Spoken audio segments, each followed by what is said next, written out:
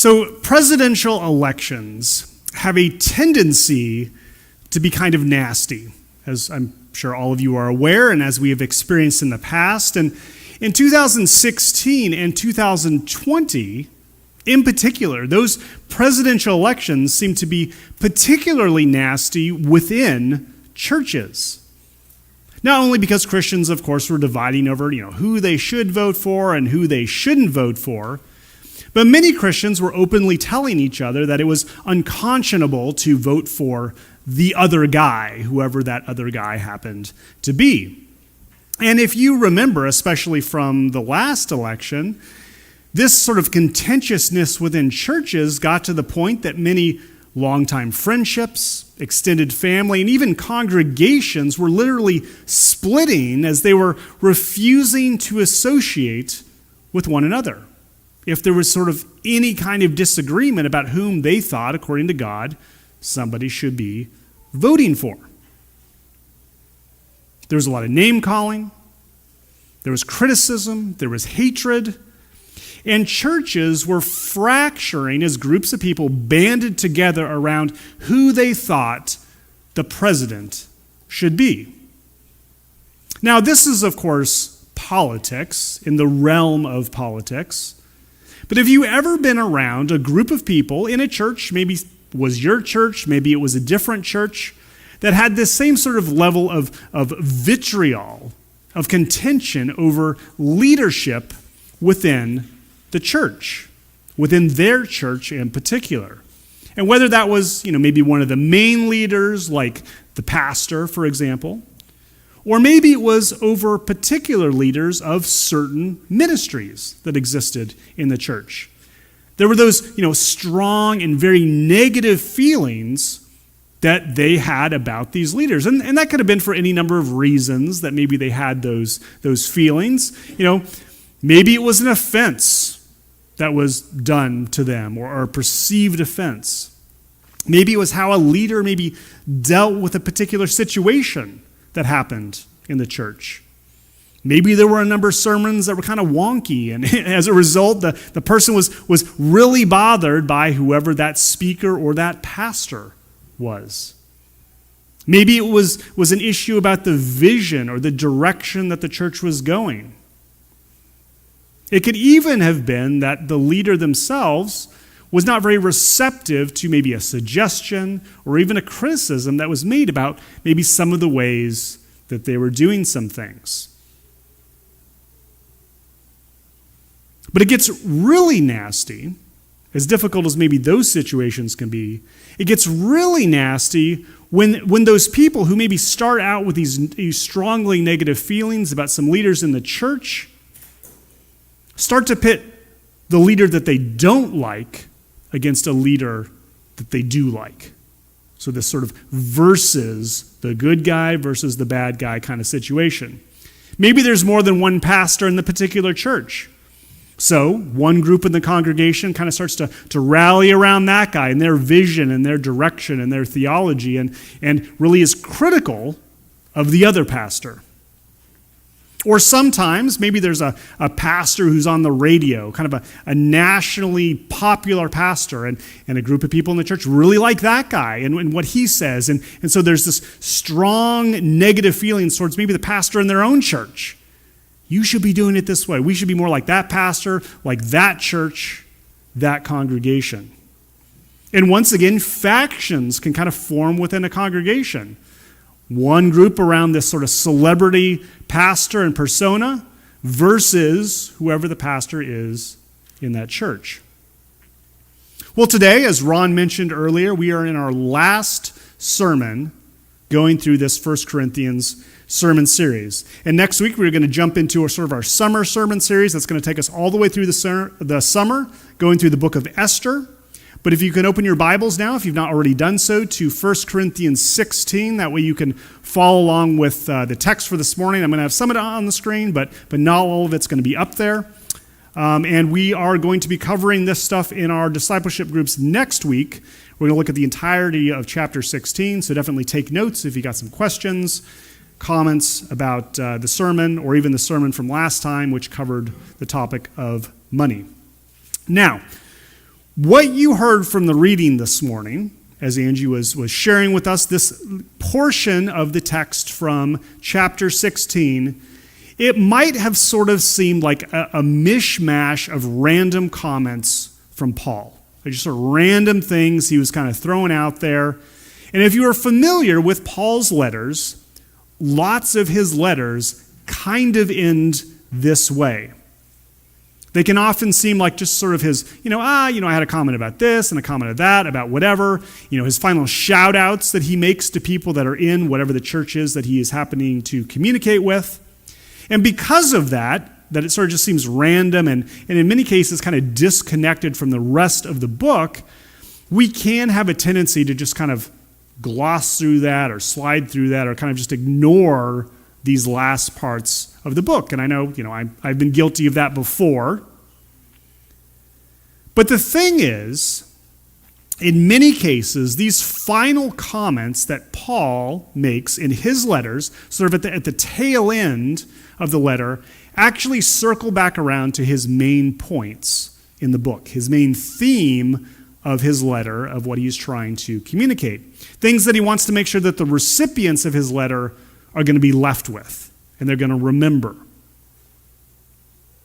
And this is definitely the case when it comes to the very end of 1 Corinthians in chapter 16. And this is true even though it may not really seem that way when you do sort of a first glance read at this particular text. Now, if you remember from the very beginning of our series, going through the book of 1 Corinthians, we talked about Paul's emphasis that the church in Corinth needed to remain unified. That was his big emphasis in the entirety of this letter. Because the Corinthian church was fracturing over many different issues, many different things. There were theological issues and problems that they were, breaking into groups about. There were spiritual gift issues and differences in opinion. There were issues over what were Christian freedoms and what was sin and what wasn't sin, and they were fracturing about that. But one of the largest concerns that Paul had about the church in Corinth was that they were fracturing over church leadership and specific church leaders. They were forming into factions around these guys. And in 1 Corinthians 1:10, Paul actually talks about this. So this is at the very beginning of 1 Corinthians. We read this specific thing. And Paul says this, "I appeal to you, dear brothers and sisters, by the authority of our Lord Jesus Christ, to live in harmony with each other. Let there be no divisions in the church. Rather, be of one mind, united in thought and purpose. For some members of Chloe's household have told me about your quarrels, my dear brothers and sisters. Some of you are saying, I'm a follower of Paul. Others are saying, I follow Apollos, or I follow Peter, or I only follow Christ. Has Christ been divided into factions? Was I, Paul, crucified for you? Were any of you baptized in the name of Paul? Of course not." So Paul lists a bunch of leaders in the first part of this letter, but none of these guys, none of these big influential names that he listed were trying to get their own little band of followers, to follow them and just kind of do whatever they said and somehow oppose the other leaders of the church. Each of these leaders that Paul mentioned had their own ways of leading, they had their own giftings, they had their own ways of teaching. But they were united as leaders of the global church. They wanted the church to be united. Not just in Corinth, but all of the church everywhere to be united. But this is not the mindset that the Corinthian church had. They were not remaining united when it came to leaders, amongst other things. Now, when I think about these different personalities in the early church, I think of Peter. And, what we know of Peter, he seemed to be a really, bold guy, a man of passion, a man of action. So maybe people who, wanted to see things get done, see things moving forward, were really excited by that kind of personality. Maybe they really resonated with the type of person that Peter was. Maybe they said, hey, this guy was with Jesus. He's one of the, OGs, the original guys in the church. So we're going to follow him. And so maybe they resonated with him. Or I think of Apollos.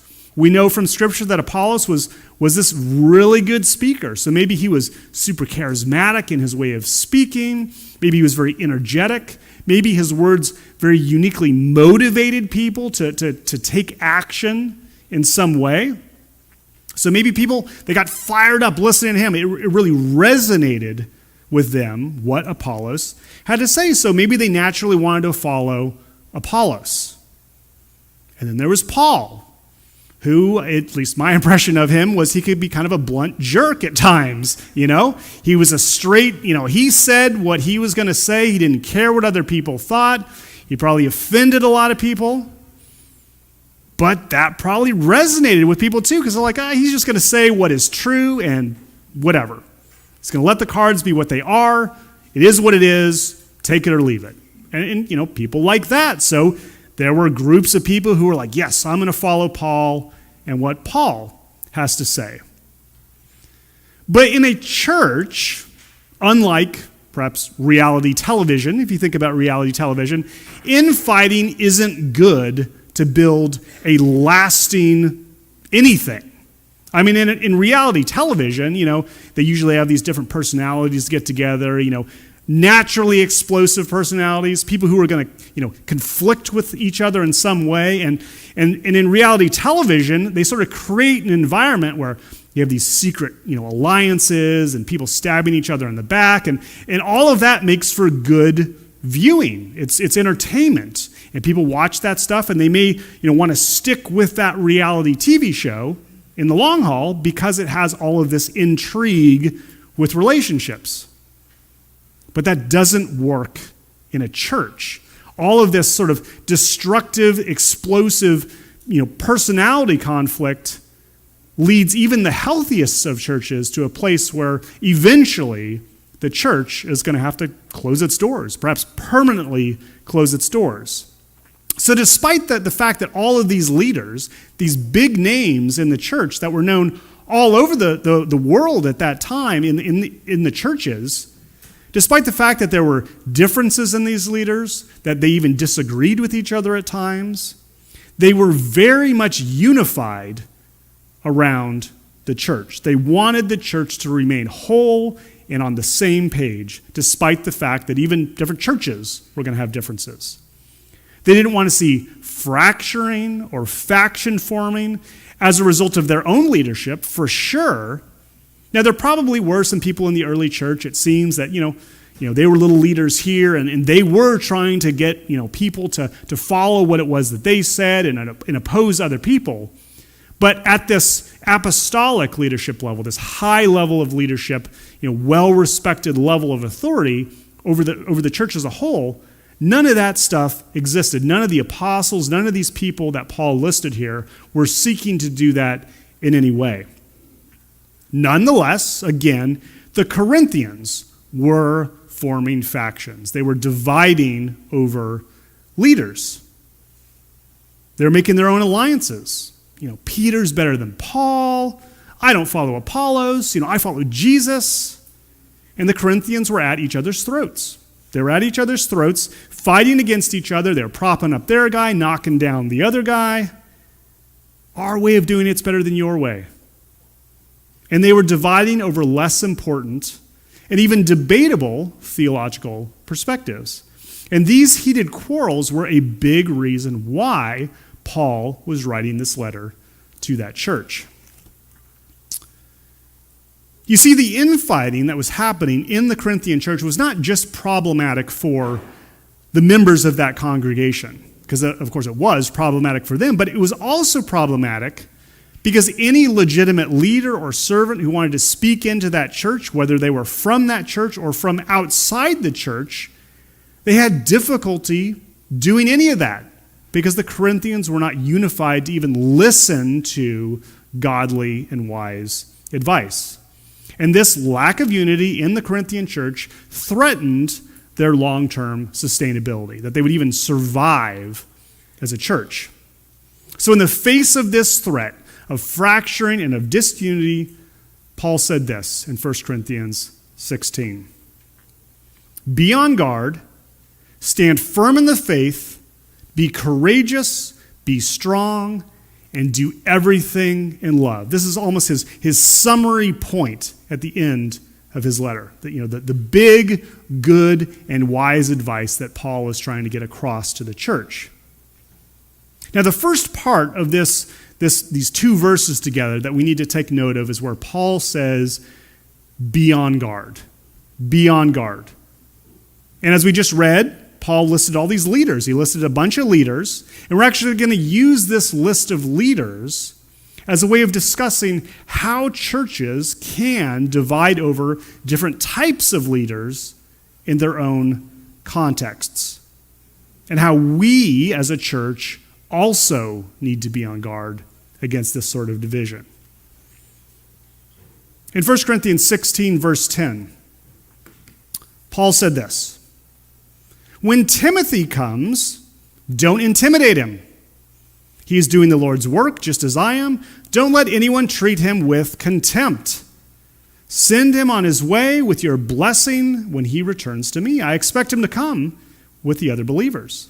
So Timothy was actually one of the key assistants of Paul, not just for Corinth, but really in many of the churches that Timothy was going around to and kind of doing his thing. He became a Christian under Paul, so he was a younger man, probably younger than many of the leaders, many of the members even of some of these churches. And I would imagine that this is why Paul told Timothy this in a letter sent specifically to him. "Don't let anyone think less of you because you are young. Be an example to all believers in what you say, in the way you live, in your love, your faith, in your purity. Until I get there, focus on reading the scriptures to the church, encouraging the believers, and teaching them."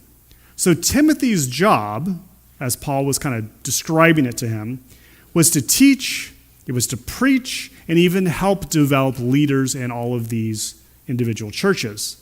So despite his youth, because again he was younger, he was operating in many ways at this sort of same level of apostolic authority. I mean, he wasn't an apostle, but a similar level of authority as sort of the big wigs in the church, like Paul, like Peter, like Apollos. And I think that we can probably identify in some way with the types of challenges that Timothy faced as a young leader in his environment. Perhaps it's because we've been in Timothy's shoes in some way. Maybe we've sort of been younger and gone into an environment and been treated with a similar sort of contempt. Or what is also equally possible, and we maybe don't want to admit it, but we've been in the shoes of somebody who has treated someone else kind of like Timothy with contempt. In the workplace, if you think about the work environment, there's invariably a group of people who are older, they're the seasoned veterans in whatever that work environment is. They're on the top of their game, they know what they're doing, and they do it well. They have knowledge, they have experience.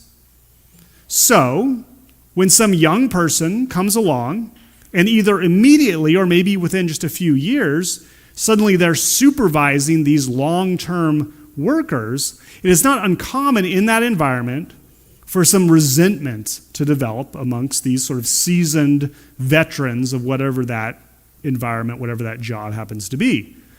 Now, perhaps this resentment comes about because of jealousy.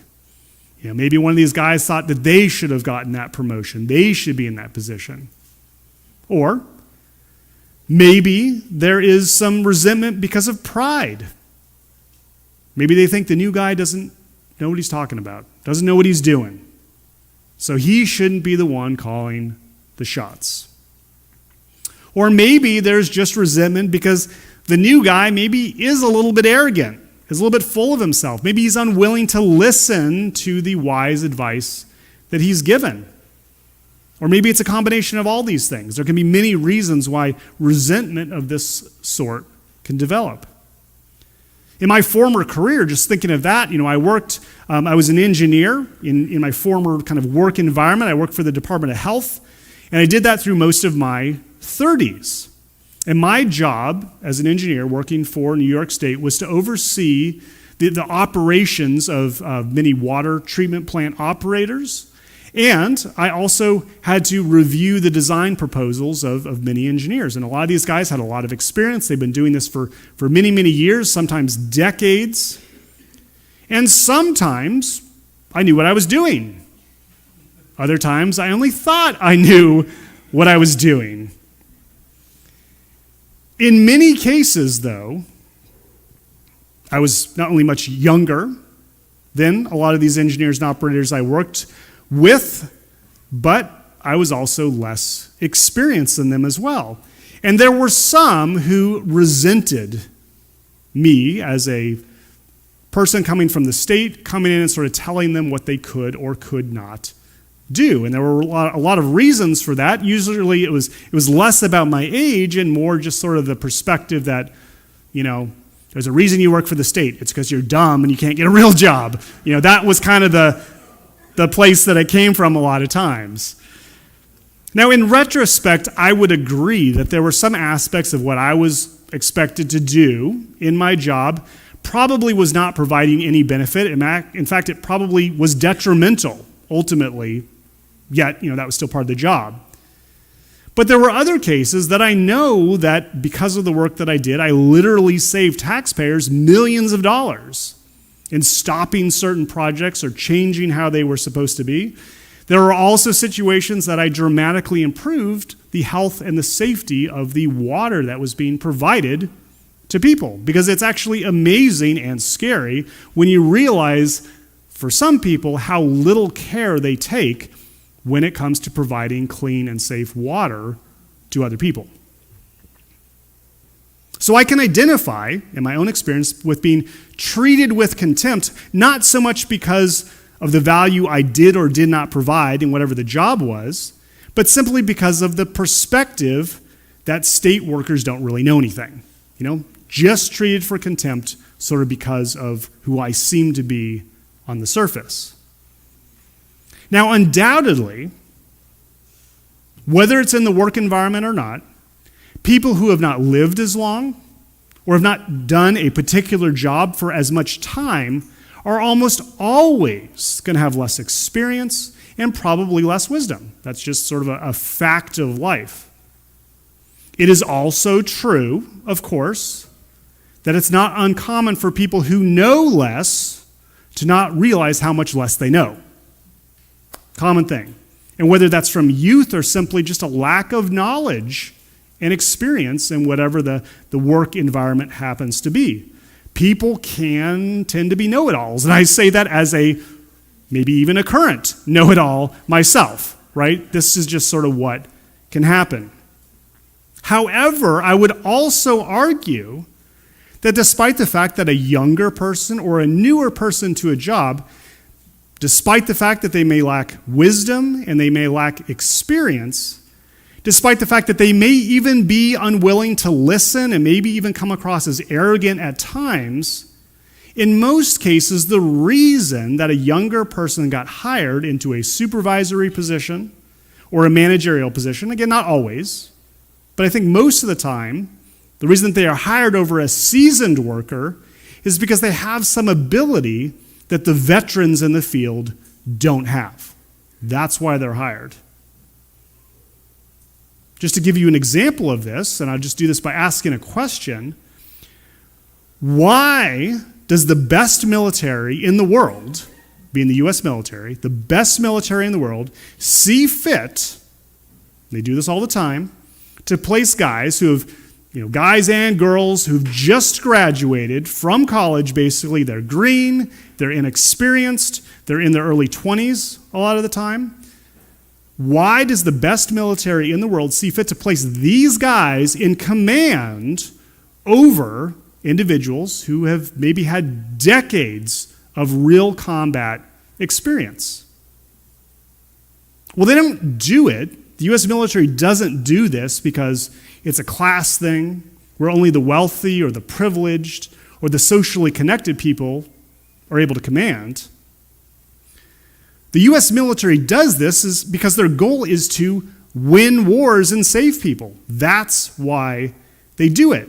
And they wouldn't keep placing young officers in command over these seasoned veterans if doing that didn't produce the results that it produces.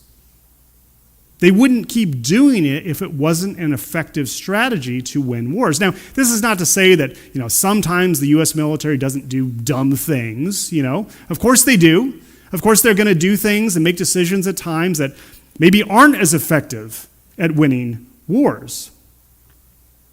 But this particular practice of placing younger, college-educated officers in command has not only been going on for centuries within our own military, but it's been going on for centuries in militaries all around the world, not even connected in any way to our own culture.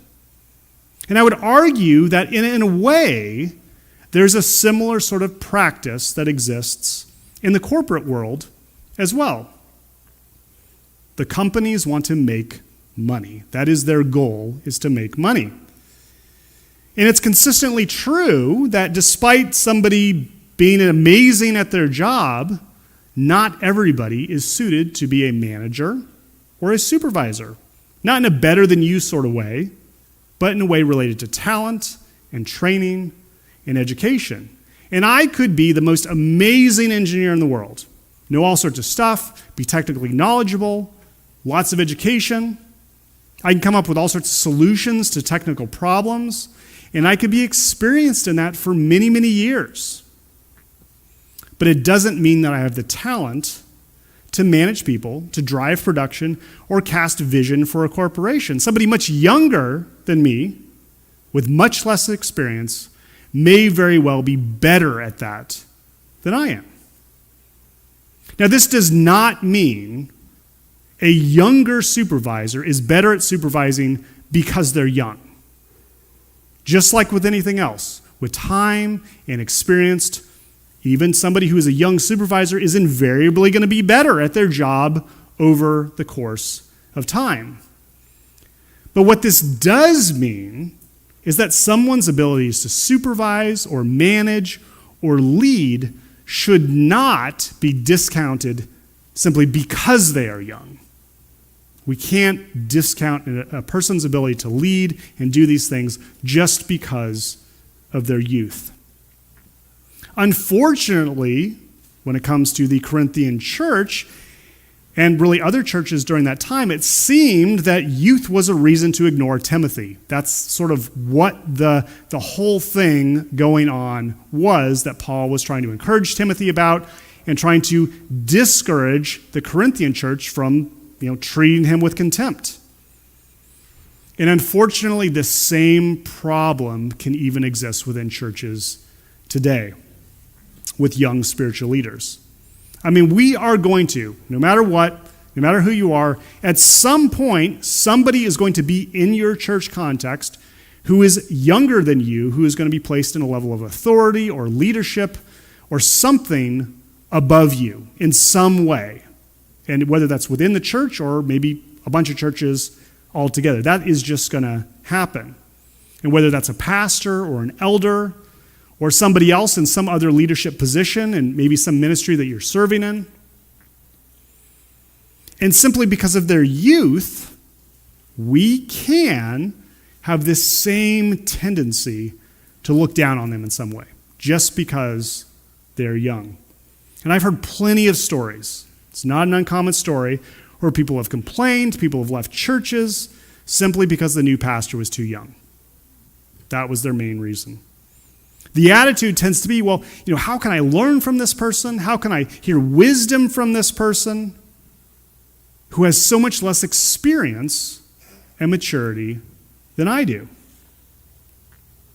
Or maybe sometimes it's just because, people of that generation have, annoying habits or whatever it is, or something annoying about that generation that annoys somebody from an older generation, and they just can't tolerate listening to or taking advice or wisdom from somebody who is sort of demonstrating those behavior patterns.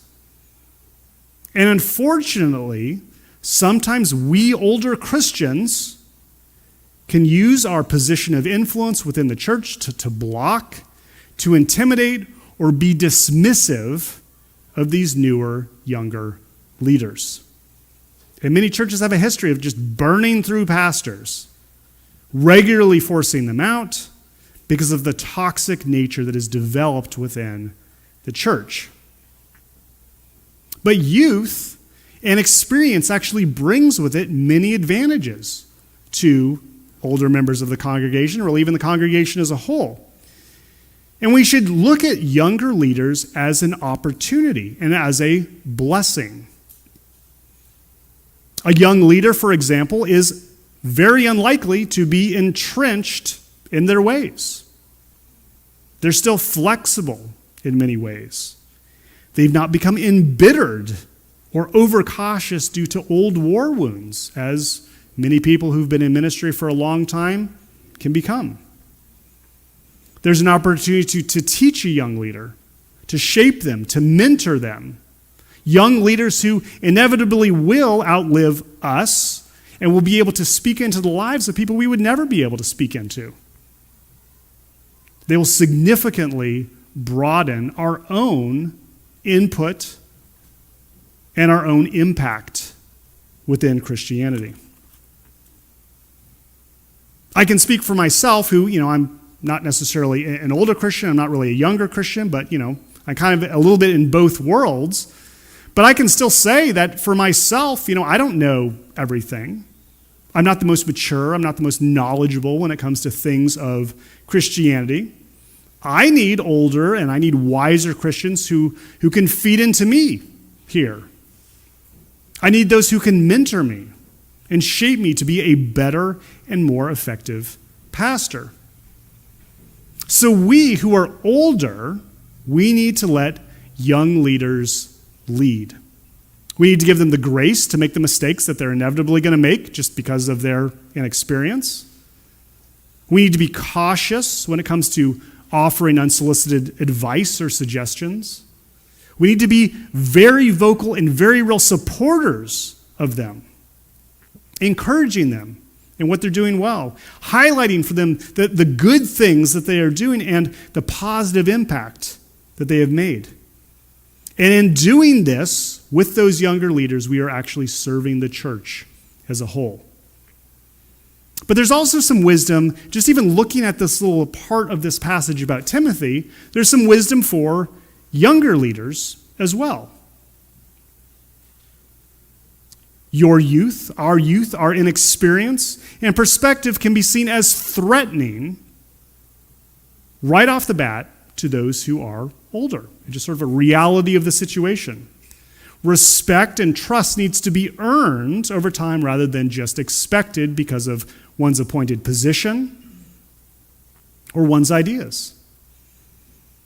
So if we are a young leader, we can't let our knowledge or our arrogance get the better of us. It's very easy in our youth and in our inexperience for us to think that nobody else is doing it the right way. I've got all the answers. I know how to do it the best way. We know what's going to work. And remember, I've kind of been there as sort of a know-it-all at times. I've been in that place. And it may be true that our ideas are good ones, and they may be better than anything that is out there. But it is also true that we do very much lack the life experience that others have. And we probably lack the spiritual maturity compared to many others in the church. Compassion, humility, and patience are a young leader's best friends. Let people follow you as a young leader, not because of how great you think your ideas are, or because of your sort of appointed level of authority. Rather, let them follow you because they have grown to trust the results of your leadership and labor, and they've grown to see the strength that is in your character. Paul was wise when he told this young leader Timothy, be an example to all believers in what you say, in the way you live, in your love, your faith, and your purity. So in this, whether we are part of a congregation as a young leader or a congregation that maybe has some young leaders in it. We're some older Christians, that there's some younger leaders in the congregation. Maybe that's where we are, or maybe we're the young leaders ourselves. All of us have to be humble, compassionate, and showing love to each other as we strive to remain unified. Now, please understand that I'm not saying any of this because I've seen any of these problems here. So I'm not speaking out of some sort of problem that I see as existing in this church. This congregation has been and continues to be extremely gracious and encouraging. However, any individual Christian in any congregation is susceptible to falling into this unhealthy way of thinking if they are not on guard against it, which is why this aspect of being on guard is so important. In verse 12, in 1 Corinthians 16, we read this. Now about our brother Apollos, I urged him to visit you with the other believers, but he was not willing to go right now. He will see you later when he has the opportunity. Now, I'm not exactly certain if this was the problem, but I kind of see this as Apollo being so put off by kind of the jerkiness of the Corinthian congregation that he didn't even want to have anything to do with them because of all this contention and faction forming that was happening. Now, Apollos, unlike Timothy, was an older and experienced leader. He was a leader that many people wanted to follow, and of course there were other people who didn't want to follow him because they favored somebody else. But how many factions form in our churches because a pastor doesn't do it the way, maybe Tim Keller does it, or John MacArthur, or Francis Chan. They do it the right way, but our pastor doesn't. How many factions form because, the current pastor doesn't do it the way that the old pastor used to do it?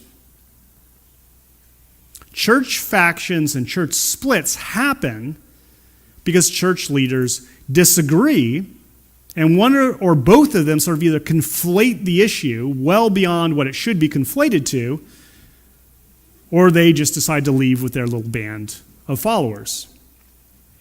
But if you have proper accountability within a church, factions and splits should almost never, ever happen. In the Alliance, at least, just the way our denomination is structured, if the problem in the church is maybe a pastor who's living in sin, or maybe there's some sort of theological error in what it is that they're talking about, our denomination actually has a process of either correcting that pastor or removing them if necessary. And it doesn't matter how much the pastor may resist that. It doesn't even matter how much the congregation may resist that. Our denomination is able to step in and correct those particular problems.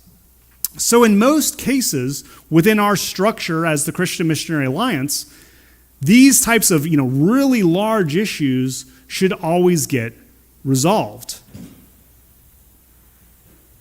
But if it doesn't seem to get resolved, to maybe our own personal satisfaction, it may be possible that that's because maybe this problem shouldn't have been elevated to the level that it has been elevated to. We actually have to be very careful. Because sometimes the bigger sin is dividing rather than just agreeing to disagree. Church splits and congregational, disputes that don't ever get resolved are extremely damaging to Christians. Some people will leave church and they will never ever go back to church anywhere. It's like a divorce in many cases. Rarely are people happier after a divorce. The fallout is rarely worth it. It may be at times, but probably more often than not is not worth it. And this is why Paul is so emphatic that the Corinthians need to get along with each other. But none of this, of course, lets the leaders off the hook either. Pastors or leaders in a church, who maybe secretly come into a church and they've got, grand plans to alter the, foundational fabric of the church, or maybe they've got different theological ideas that they've just not told people about. They're probably in the wrong for doing that. And pastors or leaders who maybe come into a church and then later on significantly change their theology or their perspective about where the church should be going, they should carefully consider whether maybe they should leave before they start sowing the seeds of discord in that congregation. Leaders are just as responsible, if not more responsible, to promote unity in a church than anyone else. And if a leader happens to see factions forming around them, threatening the unity in a church, not only should they not encourage that, but they should actually squash that, actively squash those factions. And again, I'm not saying this because I've seen any of this sort of behavior here. I've not seen this behavior here. Again, this is an encouraging congregation. This is a gracious congregation. But just like with any individual Christian in any church, they can be susceptible to falling into this way of thinking if they are not on guard against it. In verses 13 through 18, actually 15 through 18, Paul said, "You know that Stephanas and his household were the first of the harvest of believers in Greece, and they are spending their lives in service to God's people. I urge you, dear brothers and sisters, to submit to them and others like them who serve with such devotion. I'm very glad that Stephanas, Fortunatus, and Achaeus have come here." Remember, I don't know how to pronounce these either. "They have been providing the help you are here to give me. They have been a wonderful encouragement to me, as they have been to you. You must show your appreciation to all who serve so well." And I think Paul, when he was saying this, and in some ways he was giving the Corinthians a little bit of a dig, perhaps suggesting that, you guys should have given more help to me than you were.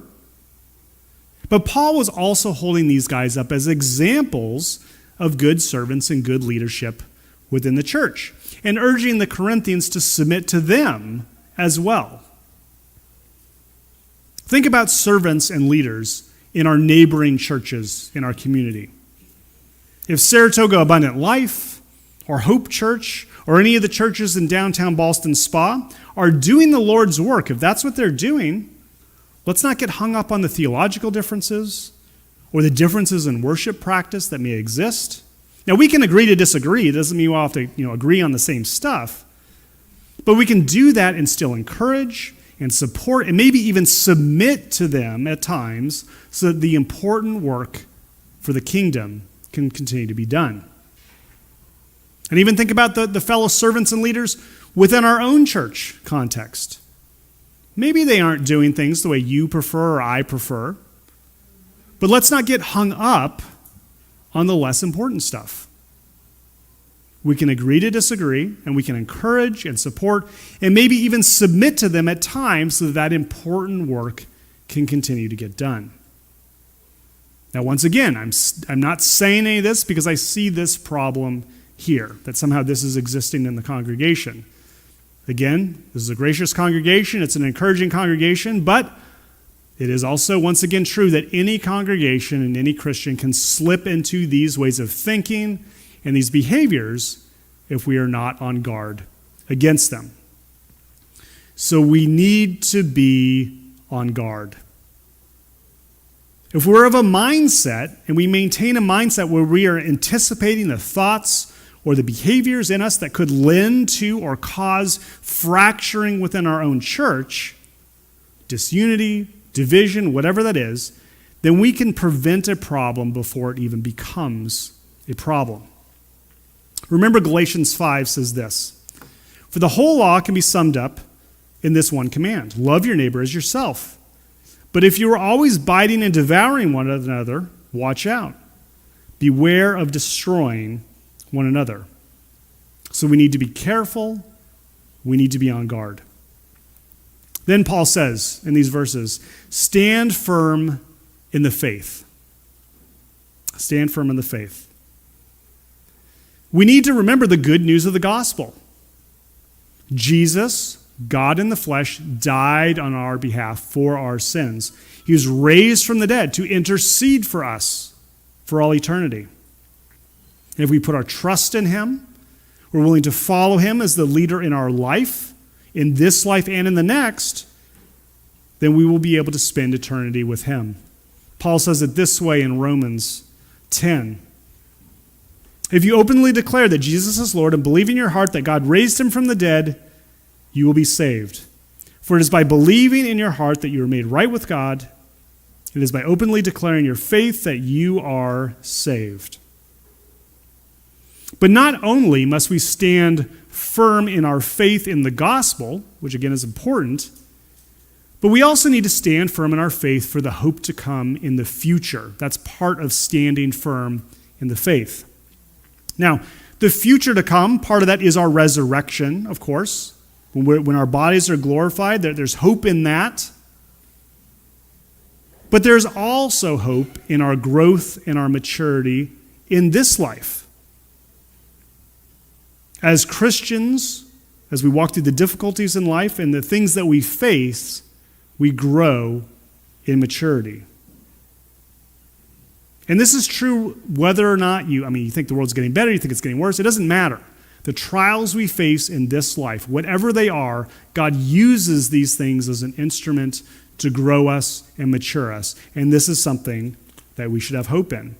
Paul said this in Romans 5.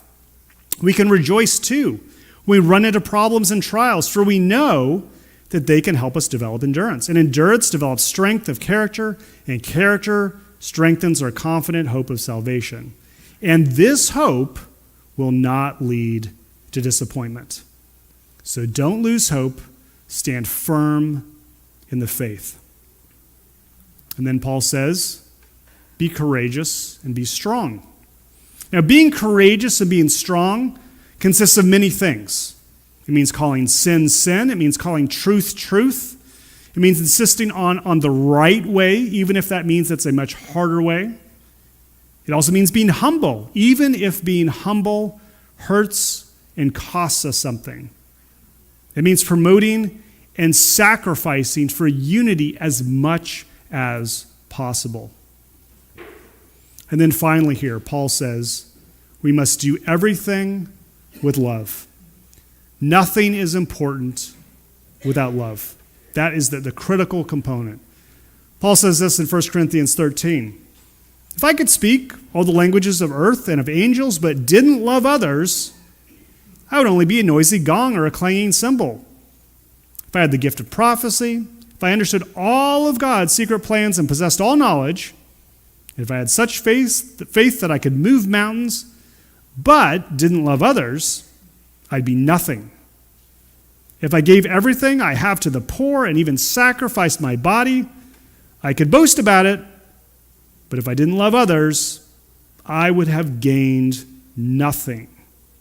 So no matter how awesome everything else is about us, spiritual gifts or otherwise, no matter how great the things are that we happen to do or ways that we sacrifice, those things are of little value without love.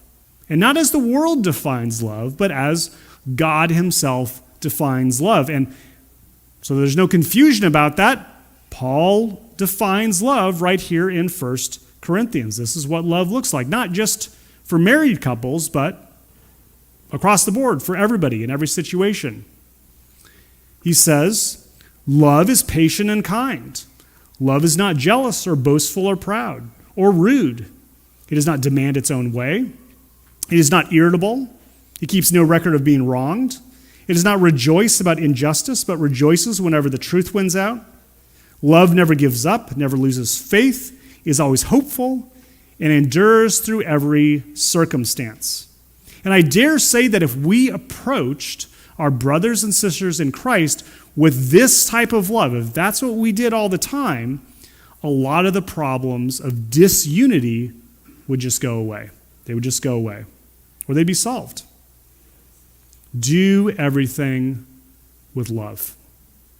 Now, nobody's perfect, of course. I'm not perfect. I'm not going to be able to love perfectly, maybe any time, definitely not all the time. But when there is friction in our relationships with other Christians, let's keep in mind how important unity really is. Not only is it good for us as individuals, as insisting on unity, if we insist on unity, that's going to force us to grow as individuals. Not only is this good for others in the church, other individuals in the church, as when we insist on unity, they're going to be blessed as we love them and as we support them as individuals. Not only is insisting on unity going to be good for the congregation as a whole, as our community is going to be dominated by building up rather than tearing down, but our love and our unity is actually a testimony of Jesus Christ himself. Jesus told his disciples this, and I think this applies to us as well today as his disciples. In John, "So now I am giving you a new commandment, love each other just as I have loved you. You should love each other. Your love for one another will prove to the world that you are my disciples." It's not that our love suggests to the world or gives a hint to the world. It is actually proof to the world that we are Jesus' disciples. This kind of love, this kind of unity says something about us, it says something about God, and it says something about our obedience to him. If we want to testify to the world about God and who he is, we need to be on guard. We need to stand firm in our faith. We need to be courageous and strong. And we need to do everything in love. Through this, we are unified. And through this, we show the world God's love. I'm going to close this in prayer because we're right at noon and I know food is cooking outside. I'm also going to pray over the food as well at this time. So join me in prayer.